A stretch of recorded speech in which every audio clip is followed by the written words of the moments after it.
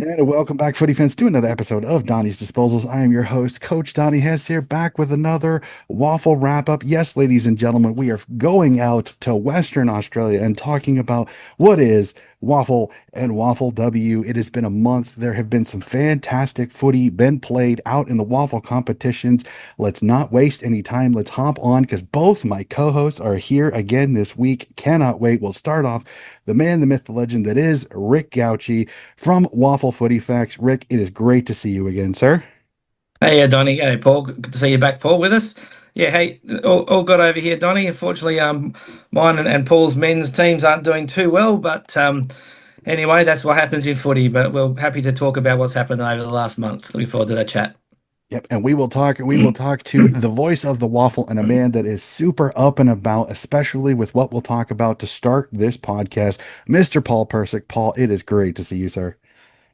Great to see you, Donny, and Rick as well. And yes, it was the perfect day for WA on the May 16 down at Leederville.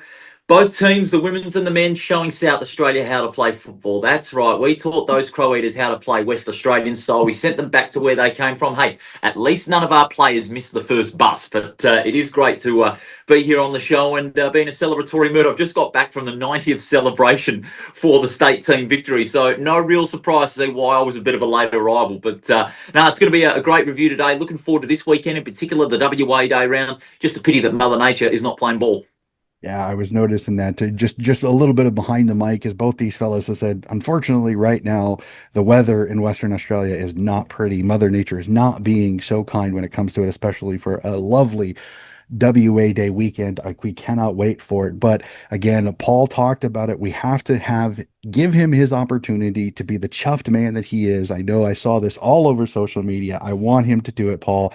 As you said, both the men's and the women's getting big victories over the Sandful men and women.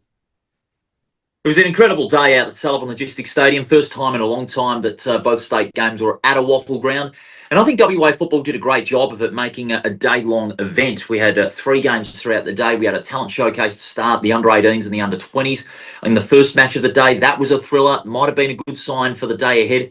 But West Australia said, we're going to show them how. And the women's team, good God, I'm not sure what I was seeing, the WA state team or an AFLW side out there on the field. They were magnificent all day, winning by 92 points. That margin was not anticipated by anyone, considering Mhm. South Australia had a pretty good team out there on the field. But I think the difference really from the women's game in particular was the discipline. I think West Australia were more disciplined, more invested in the contest. South Australia were often second to the football, and even some of their best players, including Sarah Moon, were down on their previous form in the SANFL. But for WA, Jamie Henry, terrific. Jamie Harkin, who was the best on ground medalist for West Australia, was incredible. Lauren Quaife in the ruck also. Lucy Greenwood with three, and Poppy Stockwell kicked four. And she followed it up with 7 goals against West Perth a week later.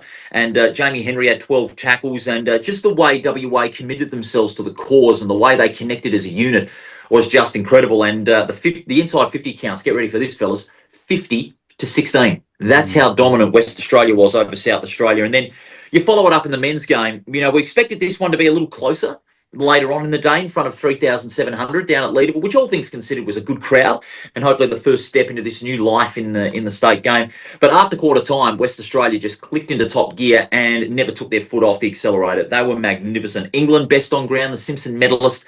He was brilliant with 32. Kane Bevan with 24. Very unlucky not to get picked up in the mid-season draft. And I've got a bone to pick with the AFL selectors for that. A Mhm. big oversight on their part, not selecting the likes of Kane Bevan in the mid-season draft. What game were they watching? Because 5 of the South Australian players were from the Woodville West Torrens side. 3 of them got picked and they got their butts whipped in the state game. So to the AFL selectors, you need to be looking at the proper game because you weren't looking at the proper game at all. You were wrong in making your picks. So, and I'd suggest to the AFL, you've got to make a bloody state league cap for players. So let's say 3 from the WAFL, 3 from the SANFL, and 3 from the VFL is your maximum. So to the AFL selectors, you stuffed up big time. Well, and I will go in. I will go in. I know you did it on the around the waffle too. Jamie Henry is another big miss in the preseason. Again, I understand that this thing is it is frustrating for some of these teams to lose some of this talent. And again, I wish nothing but the best to these players that are getting picked up in the midseason draft or the preseason draft in the AFLW. But man, does it suck because it does halt some of the momentum of some of these teams in these competitions. But no, I was fully on with you on the waffle on that Jamie Henry did not get picked up in the preseason draft. She's been fantastic for Swan Districts this year, and it's sad to not see such an incredible talent not get in. It's frustrating when you see these really good state league players that probably should be playing the top level that just aren't getting that shot. So we'll cross our fingers. Maybe, just maybe, Jamie Henry gets her run very, very soon. But man, she has been incredible for Swan District. So if you're a Swan Districts fan, you got to be happy. Jamie Henry is still in the coffers of the Black Ducks. So let's go into it. He's had his moment. Paul, let's hop into it. We have a month worth of footy to talk about and some incredible footy to talk about in both the men's and women's competition. So, men's round 4 through 7 and women's rounds 5 through 8. Rick, really quickly, your thoughts on the footy we have seen because it has been some fantastic football. For you, the women are holding up the club. Unfortunately, the men, not so much. Yeah, it's been a bit of a frustrating month as a Swanee supporter. Yeah, the girls are definitely holding fort there. Unfortunately, they had the first losses on the last weekend, but yeah, the men they've been all right. They've been in games. The old honourable losses have come up a few times. Unfortunately, it seems to be a rinse and repeat of the last couple of years. Unfortunately for the Swannies in the men's league, but they're around. They're trying their hardest. I think it's a skill level is a bit of an issue across the board. But as far as the other teams going, yeah, we've seen some good movements in the ladder. I think it's starting to take a shape a little bit. I think Swans and West Perth may be struggling, but the other 8 teams are all definitely in there with a chance to play finals. There's been some really close results. I think round 4 is the first one we're looking at today, and there was 2 games decided by a point, another one by under a goal as well.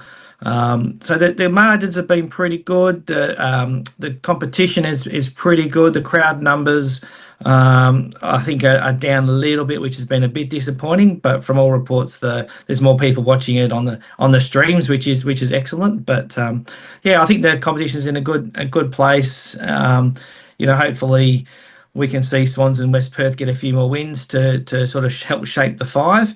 But yeah, it's been an interesting past month for sure with the fixtures as we'll go through round by round and we'll have a look at some of the results. There've been some pretty good games in there.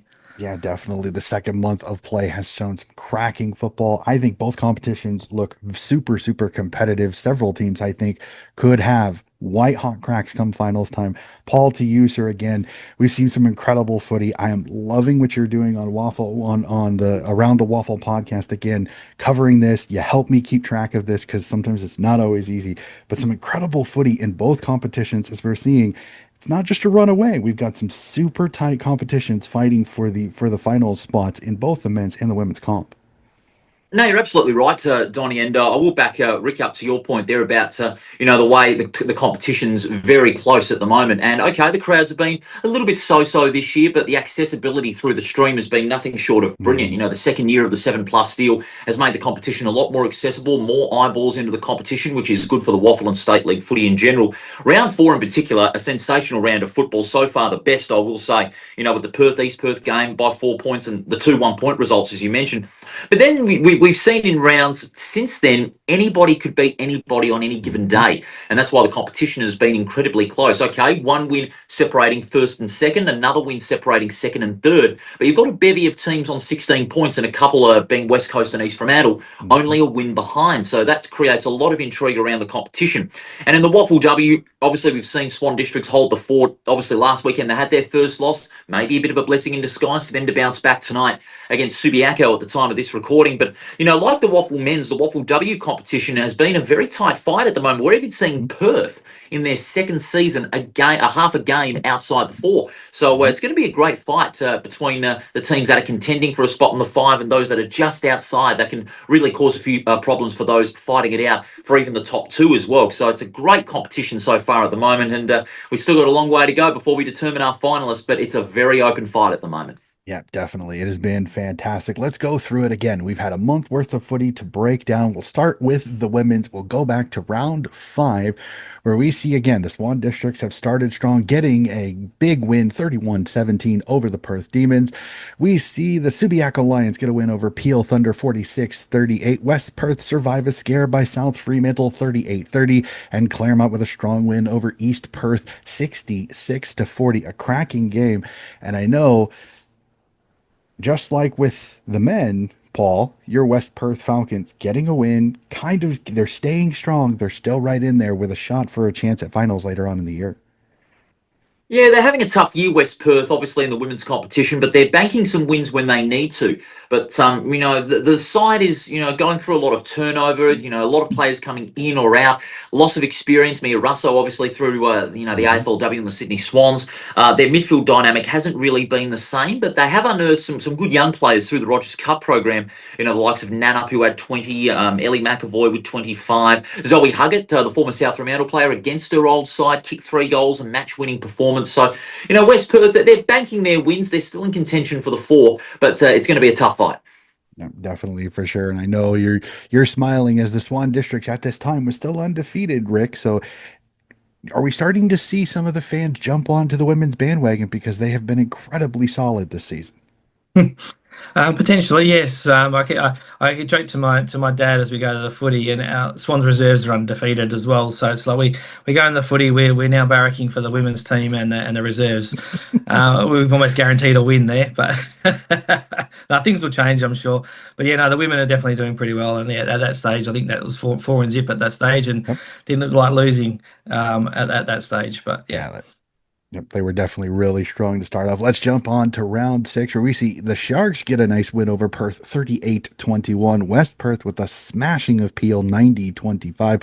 South Fremantle bounce back and get a win over Subiaco 37-21. And Swan Districts with a whooping over East Perth 69-20. Thoughts on this round? Because I got to say this, Rick, when it comes to it, the Cracker, but still some results that I think we pretty much knew who was going to win this round. I think Subiaco South Fremantle might have been the only surprise in this round. Mm. Yeah, they're pretty. Yeah, I think you're right there. The three main winners. East Fremantle expected to win. West Perth, Peel are struggling. They're winless there as well. And Swans over East Perth was quite convincing. Subi and South, I think, as you mentioned, there's that sort of middle table there. I think Swans and Claremont look like they're probably ahead of the pack, but I think from East Fremantle, Subi, South Fremantle, West Perth, and Perth, I think any of those teams can beat each other, and it's really almost the old cliche 8 point games every time those teams meet. So big win for South in round six over Subi by 16 points. So it was a big win for them. But yeah, it's a very even competition for sure. Yeah, so I would go to you, Paul, and this is, I mean, should we be a little disappointed with Subi at this point of the season when I think there were a lot of people talking about them being a top two, top three side in this particular competition? At this stage, I wouldn't be too disappointed. Maybe a bit shocked about, Subiaco losing games that they should have won. This was one that on paper, they'd be favourites, but, they barely got out of first gear that day against South Fremantle in what was very good conditions out there at Leederville, but they couldn't find an answer to the influence of Ash Gomes she has in midfield, the former East Fremantle player. She's found a new home against her old side, and there's no doubt that it's going to be very important for South Fremantle to, keep her going. Yep, definitely for sure. Let's move to round seven, where I think this was probably the cracking round of this particular month. We'll start off with the stunner as the Sharks knock off the vaunted Claremont Tigers 25-24. Subiaco edge out the Falcons 44-42. South Fremantle get a win over Peel 57-44. And Perth with an impressive win over East Perth 56-19. But Paul, let's jump right to you. The stunner, the Sharks knock off the Tigers in a complete stunner for most people in the competition. Yeah, that was a major shock, but that really got to show East Fremantle were, starting to emerge as somewhat of the quiet achievers of the competition. Under David Eames, who's in his first year as coach, a noticeably young side, a lot of emphasis on youth, obviously with the loss of, experienced players like Ash Gomes during the off-season and Noel McNaughton through the AFLW draft. Obviously, she got picked up on the Tuesday before the match by the Fremantle Dockers, but the way they fought against a very well-disciplined Claremont side was absolutely magnificent. But having said that, the last quarter was the real difference in the end with, Zoe Keeley fighting hard and also Mackenzie Webb leading the charge with 20 and Brooke Repacholi in the ruck, brilliant. And, it was obviously going to be very important for East Fremantle to get a result like that, but to, get the 4 points over the reigning premiers, massive. Yeah, definitely, for sure. And Rick, this has got to be one of the weird weeks because Swans had the week off. So did you keep track of any of these games? Because, I mean, Swans doesn't play, but we get a couple of cracking games this round. Yeah, I only that I kept an eye on the East Fremantle and Claremont game. Claremont, I think, were 10 points in front at three-quarter time. So the Sharks got 2 goals to nothing in the last quarter to overrun them. So that was a big result. But yeah, I didn't take too much of interest in the other games with Swans not playing that week. But yeah, some close matches for sure. Subi and West Perth again, at 8 point sort of game between those two sides with a 2 point win for Subi. It could be quite telling towards the end of the season for their spot in the finals. Definitely, for sure. And then the last round that we saw some cracking games is East Perth survive a scare by Peel Thunder 35-34. The Perth Demons get a win over West Perth 56-45. East Fremantle survive a scare from Subi 29-24. And Claremont avenge the loss to start the season with a 43-10 win over Swan Districts, handing the Black Ducks their first loss of the year. I know this wasn't easy, but I agree with what Paul said earlier, Rick. This might be a blessing in disguise for Swan Districts to kind of be brought back to earth by the reigning defending champs. Yeah, it's never not a good thing to lose, but sometimes it's not a bad thing to lose, and to lose to probably the main challengers. I did pick Claremont to go and go on to win the flag again this year. And I still think they are going to be Swans' hardest opponent. Swans have had quite a change. They've had, I think, three debutants play in that game. So losing a few players from the team and is really going to test the strength of the side there. So probably disappointing result, a 5 goal loss to Claremont, but I think they should be able to bounce back with some solid performance over the next few weeks. Yep. And then I'll go to you, Paul, on this because as you kind of said, East Fremantle and Perth have kind of been the wonderful surprises so far because Perth's second year, they won a few games, but now they're fighting for finals. And East Fremantle, a team I think a lot of people wondered, would the uproar of the off season really affect this team? But they're playing some good football and get a nice 5 point win this round over Subi. Well, we mentioned East Fremantle a little earlier about being, the tenacious, quiet achievers of the competition with a youthful side under David Eames in his first year as coach.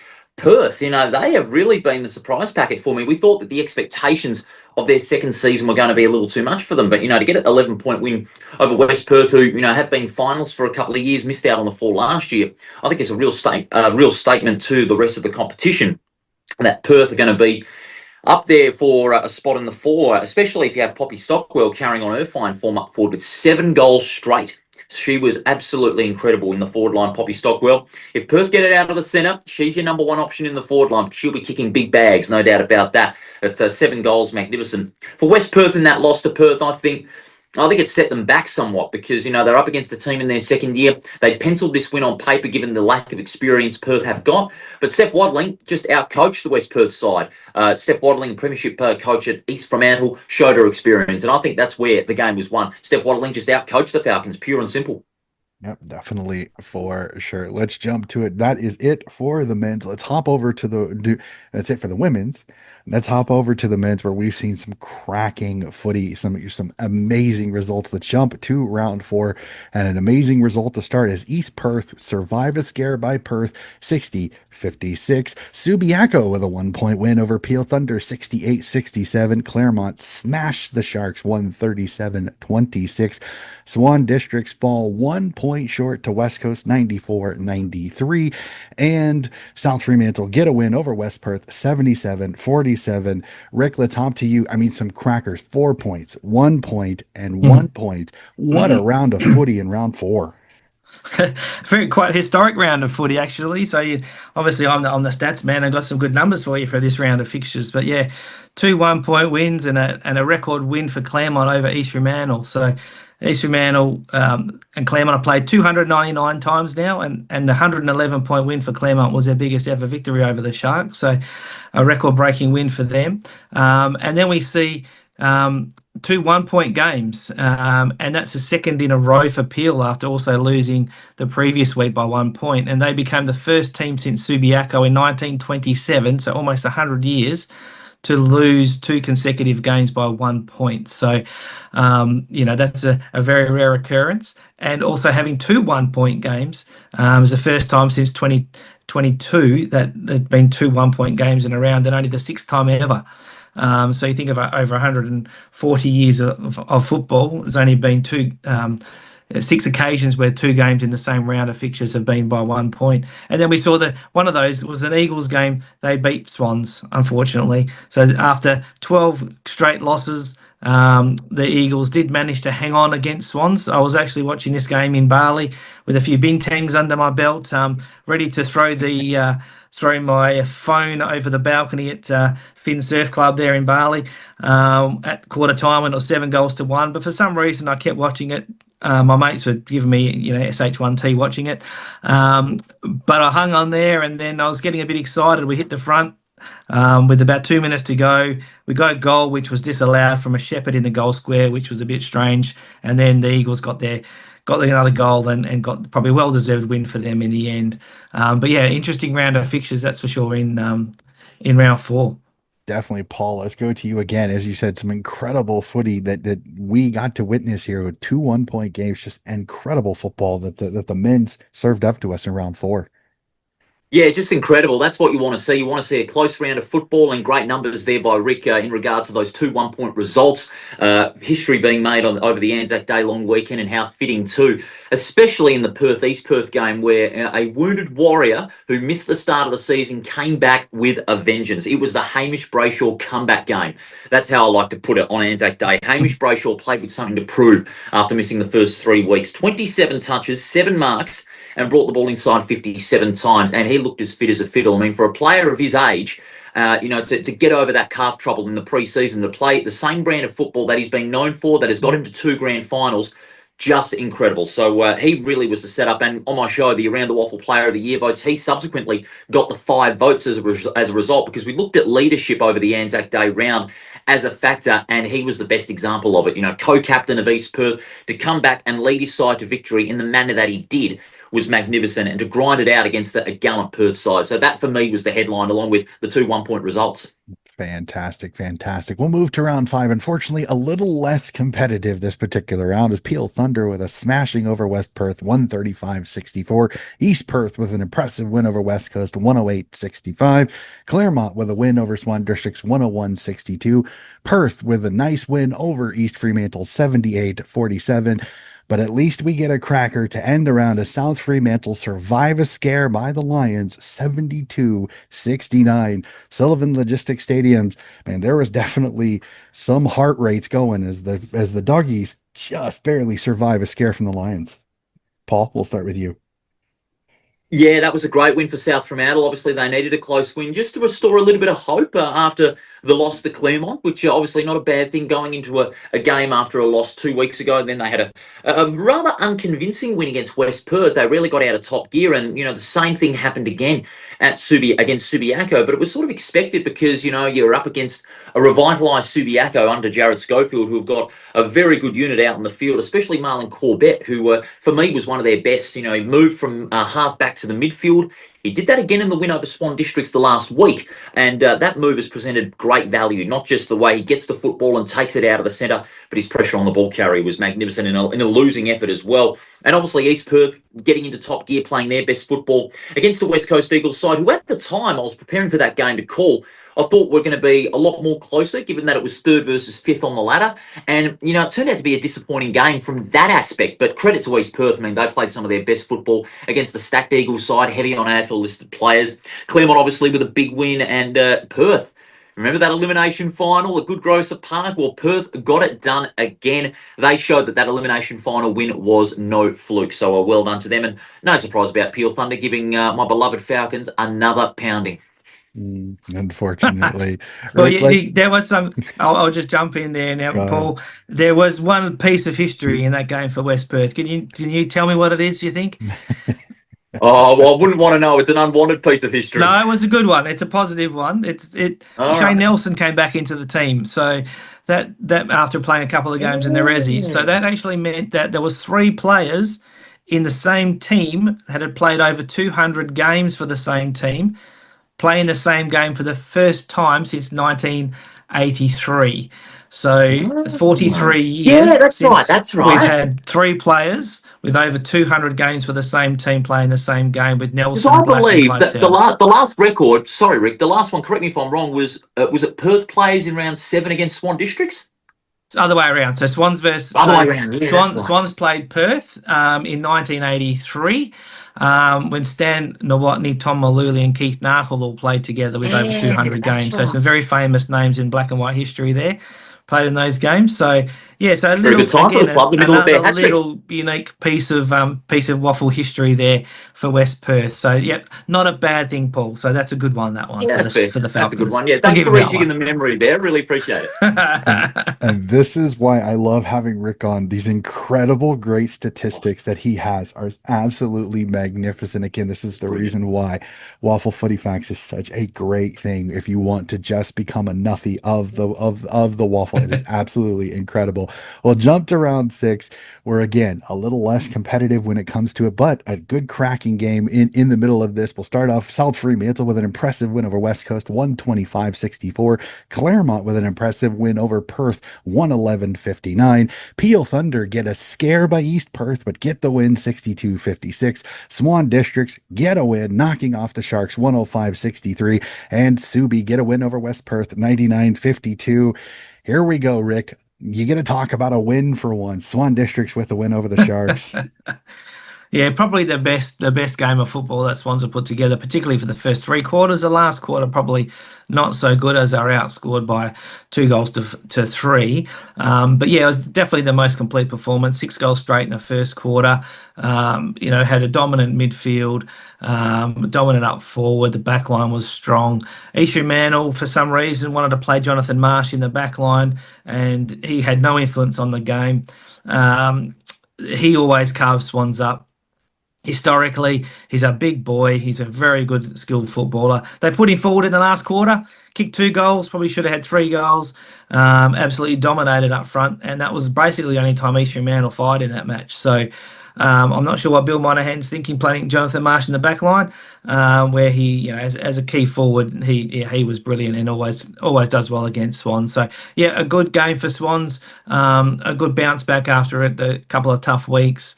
7 goal win against the Sharks. It was a pretty solid victory by the boys.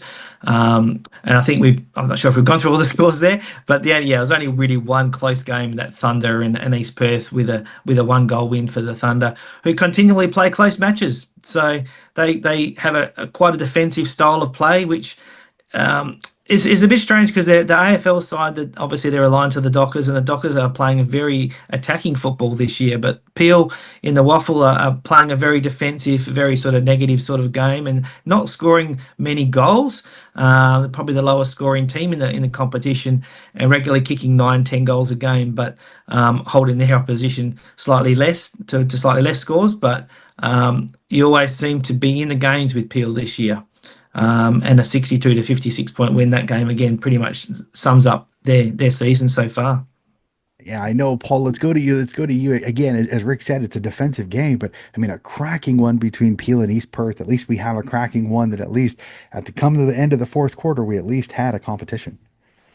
Yeah, we certainly did, and that was a win Peel needed to have. Against the grand finals from 2024, the negative brand of football. Okay, may not be as spectacular, but sometimes you got to win ugly in the world of football to get the 4 points, and that's exactly what they did. And a win into the state game break for Peel. really spurred their confidence on. After two 1-point losses, they were due to win a close one, and that's exactly what they did. And, that gave Peel, a little bit of breathing room inside that top five. And since then, they've gone to contend now for a spot in the top two with a couple of big wins, including the one against the reigning premiers, which we'll get into in just a moment. Lockie Tardrew, he validated his selection for a state game berth. He's been in great form. I spoke with him on Tuesday before this week's game against the West Coast Eagles, and he prides himself on being, that pressure inside midfielder. Gets a lot of tackles, puts pressure on the ball carrier and stopping their opposition ball movement, and he thrived in that role and has been accumulating double-digit tackles on 2 occasions. So he's been brilliant in that department. Just want to go back to the Swans East Fremantle game, if I may. That was the game that vindicated William Reedy in the state team. Will Reedy, yeah. And the mark of the year in the forward pocket, as brilliantly called by John Townsend, that mark is not going to be beaten. Okay, in the forward pocket, he took off and stuck the landing. And even William Reedy said to me himself on the day of the state game, he said, "Paulie, I think you might have got me into the state team." And I said, "Mate, it's been your performances across the year that has got you into the state team." And I'm glad the selectors showed enough foresight to put him in the state team, because he can add plenty of flair. Just adds a little extra spark, doesn't he? He's got a bit of that Matthew Parker ability about him. He's got extra flair, creative opportunity in midfield and in the forward line as well. And his performance was the best of the season so far. Kicked 3 great goals, took that great mark. That was one of 7, by the way. And I reckon he's going to go on and have a great season. And just going at the beginning, Rick, talking about the Swans' form, I think their 2-5 record doesn't really suggest how good of a side they are. They're a very good side. It's just their last quarters that are hurting them at the moment. So I think they're a good side, and they're better on what the ladder suggests. Mm-hmm. Yeah, definitely. Yeah, good point. Yeah, and I like the point about Jai Reedy there as well, Paul. And I heard your comments after the game, and obviously the state selectors are listening to you because they didn't want to hear you go off your rocker too much. So well done. Absolutely, I love a Paul Persick rant. I absolutely love it. They are some absolute classics. Tell it like it is. Yep. I love it. Hey, sometimes you got to be a straight shooter. Absolutely. And we'll go to it. As we said, the state league, we had the state league bye after that, which again, we've already talked about. So we'll jump to the last round that we have had, round 7. Unfortunately, another round where, was it the most competitive footy? No, but some interesting results. We'll start off with the Sharks get a win over West Coast 102-75. As Paul said, the Peel Thunder knock off the defending champions 88-70. Perth get a win over West Perth 141-63. Subiaco with an impressive 40-point win over Swan Districts 95-55. And East Perth end the round knocking off Claremont 79-40. A cracking one. Unfortunately, let's go to it, Rick. Not always the most competitive footy, considering a 3-goal margin is the closest result of the round. Yeah, probably disappointing round there. There's probably some games that I thought were 50-50 coming into this round. Claremont were very disappointing. It was celebrating their 100th anniversary. About 3 weeks, or probably about 5 weeks after the actual 100th anniversary of their first game, which was against East Perth back in 1926. They had a similar result, also kicked 6 goals on their first game. East Perth won that game by 70-odd points. This time was by 40 points. So I think probably, have a big day like that in the club. There's a lot of emotion. Maybe they couldn't handle it very well on the field. And East Perth, they played a bit more of a kick mark game, kept the ball away from Claremont, kept the Tigers under pressure, and Claremont couldn't react to that very well. So a big win for the Royals, and I think that really starts to get their engine running for the season. They had a slow start with a few players out. Paul mentioned Hamish Brayshaw was out early on in the season, has just come back into the side, and I think he's really starting to be a key player as expected there. Swans followed up their best performance of the year against East Fremantle with probably their worst against Subi, particularly after the second half. Barely fired a shot. Subiaco kicked 2 goals, 7 in the third quarter, and 6 goals straight in the last quarter. It could have easily been 7 goals in that third quarter. This was an 80-point thrashing for Subi over Swans. Perth recorded one of their biggest ever victories and highest scores against West Perth. It's their 6th biggest margin against West Perth, and it was there also the 3rd highest score against West Perth as well. So the Demons have demolished a couple of teams, both the West Coast and West Perth, with 20+ scores. Aaron Clark leading up front for them, causing a lot of problems. He's going to be a key player for Swans to hold down tomorrow if we have any chance against the Demons. And comfortable wins for East Fremantle, which I think was a surprise as well. I tipped West Coast. I think I only got one right this week in my tips, so that's where I was quite wrong. I'm not sure which way these games were going to go. And Peel, they're looking very strong. I think they're going to push for a top 2 spot, particularly with the Dockers being very strong. Peel, players like Jeremy Sharp still running around there, the Nathan O'Driscolls, Hugh Dixon, who can't break into the senior squad. They're very strong, and again, looks like they're going to push for a spot in the grand final. Again this year, but not very many close games in round 7. Yeah, a 3-goal margin. And Paul, I'll go to you. I mean, is this the launching pad for Peel, as Rick said, to potentially be one of those top 2 teams come finals time? I think it was, on the call for this game on 7 Plus, I thought Peel played some of their best football of the season so far. They got into top gear from the start and were never headed. Okay, they had a goalless last quarter, but the game was won at halftime. It was over at halftime, if I'm being honest. The margin was 5 goals. Hugh Davies was playing that brick wall role in the back line, taking plenty of intercept marks. He wound up with 20 marks for the game, which I believe is the second most in the history of the WAFL by any player in a single game. Sean Hunter was brilliant down back 2 with 10 disposals, and they had a great scoring spread as well. Nichols with 3, Tregenza with 3, Jack Sears, the captain in his 100th WAFL game, he kicked 3 as well. But just the way Peel got it out of the centre, their pace through the midfield, their work in the corridor was brilliant. And South Fremantle, it was one of their worst performances in a long time, but we can't be too critical of them because, they've only had a couple of losses in the last couple of years. Florenka was their most effective with 26 and, no real threat in front of goal apart from Donaldson early. He kicked 2. And the day got worse for South Fremantle because Matty Parker got reported for striking Toby Jenkins in the first quarter. He got suspended for 4 matches down to 3 and won't play in the People's Derby on Monday and won't play again until round 12, taking in the bye that they've got in round 10. So it was not a good day for South Fremantle, but a very good day for Peel Thunder, who are starting to say to South Fremantle and Claremont, we're here and we're coming for a top 2 spot and a home final. It's going to be fun. And as that is all of the games that have been played, it's been some fantastic footy. Let's jump to the burning questions. And I'm going to do it like this. Paul, I'm going to go with you with the women's question. And Rick, I want to go with you with the men's question because I'm really fascinated on what you say, especially with the statistical side of this. So, Paul, for the women, we're about halfway through the season. What so far for you has been the story so far in the women's competition? Story's been Swan District's start of the season, if I'm being honest. The fire in the belly after losing a grand final so close and in heartbreaking fashion really spurs the side on to go even better the next year. And despite the loss to Claremont, Swan Districts have started out all guns blazing, and especially with Jamie Henry, who, how she didn't get picked up in the draft, I will never know. But she's saying to the AFLW recruiters, hey, look at me, I can still go and I can get picked up on an AFL list. You've also got a couple of great players for Swan Districts who are finding their feet in the league competition. Lauren Quaife in the ruck has been exceptional, and the way they're coached by Jason Burton really is a credit to how Swan Districts play their football, and also it's a testament to how Jason Burton and his coaching staff are working very hard round the clock to make sure Swan Districts are back there on the big stage on that last weekend in August to go one better. So the story for me has been Swan District's start of the season, that fire in the belly after losing the grand final and that burning desire to go one better than that heartbreak of 25. Yep. And like I said, sometimes you never want to see a loss, but sometimes it could be the spur that gets you going. So I'm fascinated to see how the second half of the season goes. And Rick, I'm going to go to you with this again as the stat guy that I have for the men's competition. Would you consider this to be one of the most competitive WAFL seasons we've seen in a while? I think so. At this stage of the season, the ladder is definitely shaping that way with only two wins between first and sixth on the ladder. Claremont, yeah, they seem to be a little bit ahead of the others, but obviously East Perth knocked them down last week with their first defeat. So, and Paul mentioned Swans, even though the 2 and 5 probably is a better side than that, but that's where they are because they haven't won the games. I think it's pretty even. I think Claremont.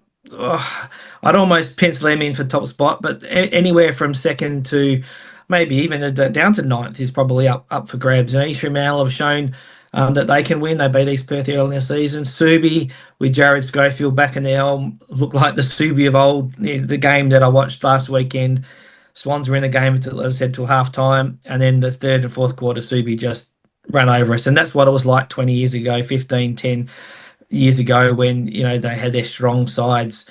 and particularly in the Schofield era, Mark One, where you could keep up with Subi for 2.5 quarters, but then they would just run all over you. So I think Subi's improvement is a good thing. Perth have been a bit disappointing, I think, so far with 4-3 record. Be interesting to see which Perth side shows up tomorrow against Swans. Hopefully, it's their off one, from my perspective. But I do like Perth, and I hope they can continue winning some games. On the negative thing, obviously West Perth at Norton 7. It's not where they want to be. It's a very proud club, the oldest club in the WAFL, and I think there might be some hard decisions that they need to make with some of their older players to try to get the youth in and set them up for success over the next couple of years. But yeah, it's pretty even, Donny, I reckon. And let's hope it stays even. Let's hope in 5 weeks' time we're still looking at a very close ladder. I really hope so. And again, I'll cross my fingers that hopefully, especially for Paul's sake, that we get at least one win over this next month to let him smile because I know how happy he is as the Falcons. I'm already smiling regardless because it's a great competition so far. I That it still is. am. You That know, it is. It has West Perth will been. get that win. West Perth Yeah, will get that win. yeah, I agree with you fully on that one. So let's jump to it. Again, as you said, the WA Day holiday is going to be a fun one. We've got some cracking games. Let's tip. We'll start with the women's. Cannot wait for this. We'll start off. Rick, we'll start with you as your beloved Swan Districts take on Subi. Cracking game here. Who do you like? Swans will bounce back. I think. I think that loss last week will just give them a little bit of a slap in the face to say, "Hey guys, we're not maybe as good as we think we are. Let's get back into what we've been doing best." And I think Jodie Henry and the girls will do a number on Subi this week. Yeah, Paul, to you. Well, the weather tonight is not going to be pretty, but it makes it a great leveler in any level of football. But I'm going to go to Swan Districts, and hopefully it's a close game like the prelim last year. Yep, I'm with you on this one. I think Swan District's hoping for a cracking game of footy. The Frio Derby, East versus South, another cracking opportunity. Cannot wait for that. Paul, who do you like in this one? Doggies, Sharks. Well, Friday night games at the Good Grocers Park have been a suitor for the Sharks, and I reckon they can maintain their form at home on a Friday night, and I reckon they can beat South Fremantle, but hopefully closer than their showdown in round one, where the Sharks were held to just 4 behinds. But I reckon the Sharks will do a number on the Bulldogs. All right, Rick. Yeah, I think so. Yeah, looking at that first round, the first round was like 50-point thrashing for South Fremantle, East Fremantle. East Fremantle have only lost once since, so and that was to Swans. So I think East Fremantle might just turn the table at home and get up by, I reckon, about 2 points. I reckon this is going to be a thriller. Yeah, This one. I agree. I think this one's a cracker. I like the way East Fremantle's playing right now, but again, you never know. There's still a little bit of emotion with South Fremantle, East Fremantle. So I'm going to tip the Sharks in this one, but I think it could be an absolute cracking game. Over to the Perth Derby is West versus East in this one. Rick, who do you like in this one? I think West Perth will be too strong for East Perth in this one. East Perth is definitely on the improve. They're kicking goals, but they're still losing, and I think West Perth will win this one. East Perth's been competitive, unfortunately, have not been able to do as well as I think they would like. West Perth, East Perth. Paul, who do you like? Although East Perth are going to be on a high from their win over Peel Thunder on the last kick of the day, I think they'll be brought back down to reality with a thud, and that is going to be in red and blue. West Perth for me, quite easily. Yeah, I'm with you on this one. We got West Perth on this one. Claremont Perth. I think this could be a sneaky good game in this one. Tigers, Demons. Who do you like, Paul? Well, don't expect this one to be a blowout. So I think Perth are going to be very competitive, but realistically, I think Claremont will get the job done. Too strong, too experienced, and too skilled. I reckon Claremont quite easily in the end. All right, Rick. Yeah, pretty much what Paul said on that one. I think the Tigers will get this one easily against an improving Perth. I want Perth to throw a stunner here, but I agree with you. I think Claremont win this, but I think this could be closer. Again, Perth have some cracks in this one. Claremont is not as strong as years before. Hoping this is a cracking one, but I agree with you. I think the Tigers win this one. So let's hop over to the men's competition. We have round 8 to talk about and some fascinating ones to start off with. Rick, we'll start with you. Subiaco and Claremont open us up at Sullivan Logistics Stadium. Who do you like in this one? Oh, I think again this is a very tough round for the tipsters. I think I was very impressed with the way Subi played last week against Swans in the second half. They got Greg Clark come back this week. Claremont has been a very consistent side all season. They've played only 25 players, barely had to make any changes. I think I'm going to go with an upset. I think I'm going to go Subi with this. Only but in a low scoring game. I think Subi. I don't know why, but I just think Subi might just get up over the top of Claremont just on their performance last week. I think. Paul, thoughts, Lions, Tigers, who do you like? Well, the return of Greg Clark from suspension is going to be very valuable. If they put Corbett into the midfield again, that will add a little bit of pace even in the slippery conditions. I'm going the same way as Rick. I feel Subiaco could shock Claremont again. You know what? We'll make it three in a row. I'm liking the way the Lions are playing. Let's have some fun. I like the ladder to condense just a little bit more. Let's have some fun. I'll tip Subi in this one. We'll go to Steel Blue Oval as the Swan Districts host the Perth Demons. I'll start with you, Paul. Can the Black Ducks get it done, or are the D's too strong?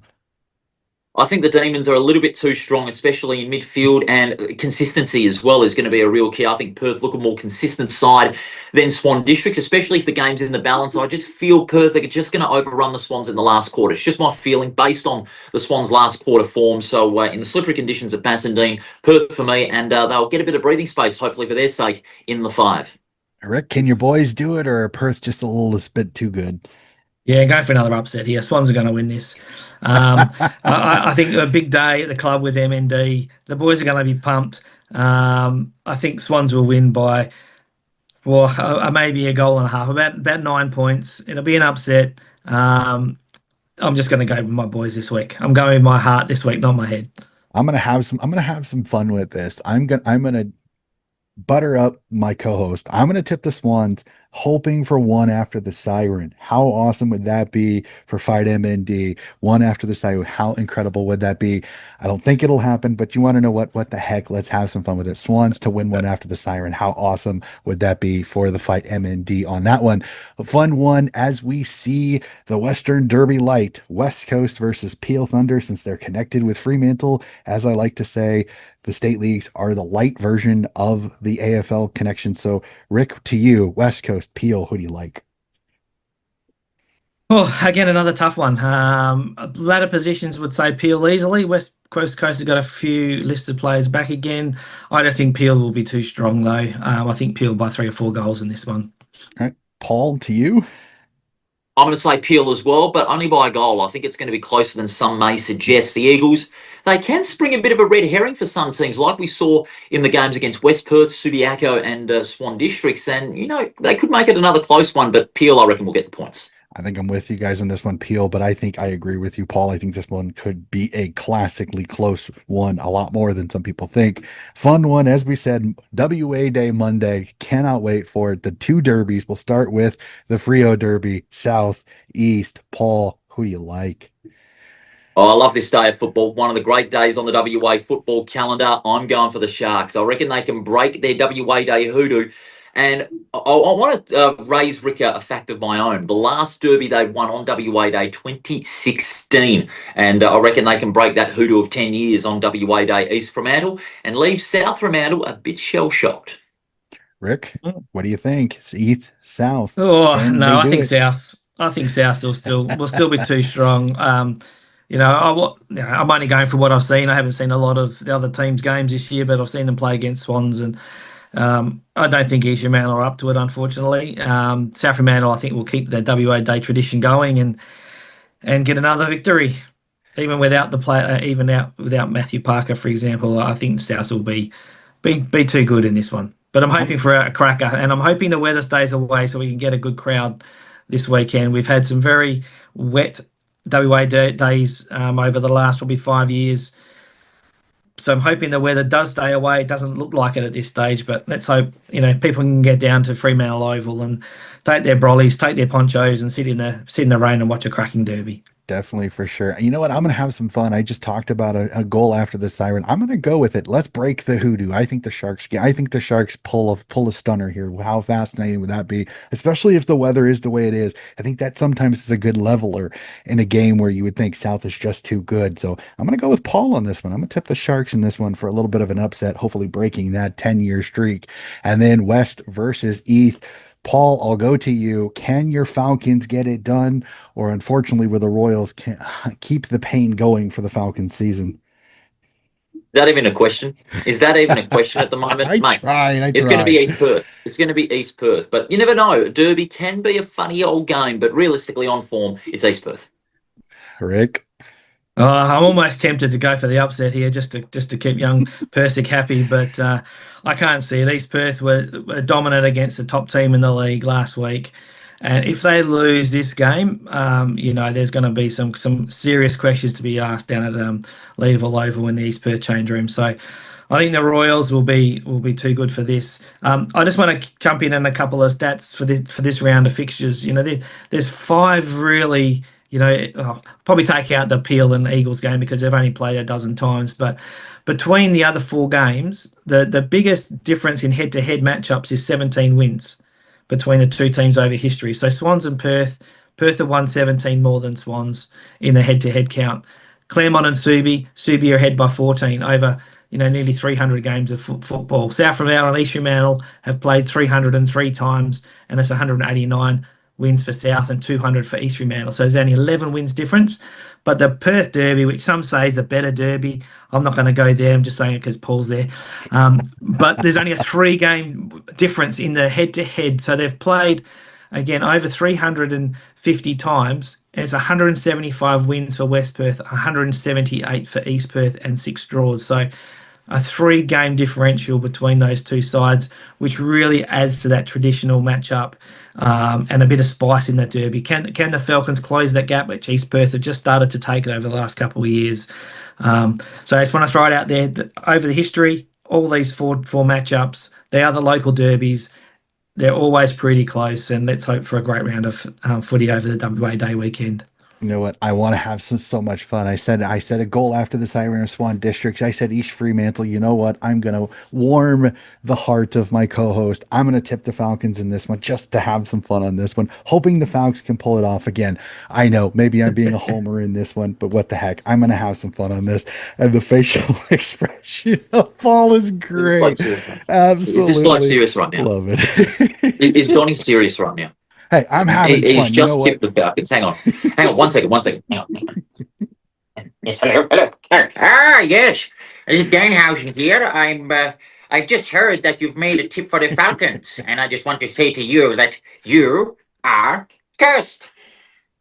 It's hilarious. That's it. Absolutely love it. We gotta have a little bit of fun on the podcast again. Like I said, my two co-hosts are fantastic. I love that they help me out here again because it is not easy to keep track of it. These two guys love the waffle. I love having them on. I gotta have a little bit of fun with this. What the heck? Again, I tipped a Swan District's goal after the siren. You gotta be crazy as an American when it comes to it. And I absolutely enjoy it. Ladies and gentlemen, that is it. That is all the tipping for this. But before we go, we got to have some fun.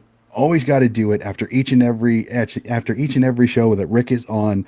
Rick, wafflefootyfacts.net. Again, how are things going with it? Again, what an incredible website it is, and the statistics he just came up with his podcast always blow my mind with the incredible history that is in the waffle. Thanks, Donny. Thanks again for the shout out. Yeah, all things are going really well again. Still keeping up to date with all the scores. Still currently doing some research in my spare time. I'm back trying to add player data from 1907 at the moment. So going a long way back in history to get some player data in there. But yeah, all the stats that I mentioned on the pot, you can find them on my website. So oh, excuse me. So jump on there, explore, search for your favourite players. Whether the current or historical players, all the scores, all the stats, whatever you want is all there. So jump on and I appreciate the shout out again. It is so worth it. I absolutely, if I get bored, I just want to just go through the stats and everything like that. I will sit down and pull that up. It is an incredible website, so much fun. And Paul, have to give the shout out to you again. Around the Waffle, an incredible listen. It is one of the podcasts I listen to every single week. It is one of those on my Mondays. I listen to it, hearing the reviews on how things went, both in the men's and the women's competition. You, Ethan Roth, and everybody that you've had on the show, again, continuing to be a fantastic show. Thank you again for that. How are things going with Around the Waffle? And again, your calls again are magnificent. Thanks, Donny. Really appreciate the compliment there. It's going quite well this season. Our social numbers are continuing to grow. We're getting a great following amongst the WAFL circle, and the broadcasts this year have been a lot of fun as well. We've had a couple of great games. Doing two games this week on the WA Day weekend. Got Swans and Perth on the Saturday, West Coast and Peel on the Sunday, and then across all the calling and covering the games for Around the Waffle starting out tonight with the Fremantle Derby, covering up to 6 games on the long weekend. So my voice is going to be cooked like a steak on a Friday night once the Monday afternoon games are done. And just once again, if I may, South Australia, no trophies in the cabinet now. You want to curse?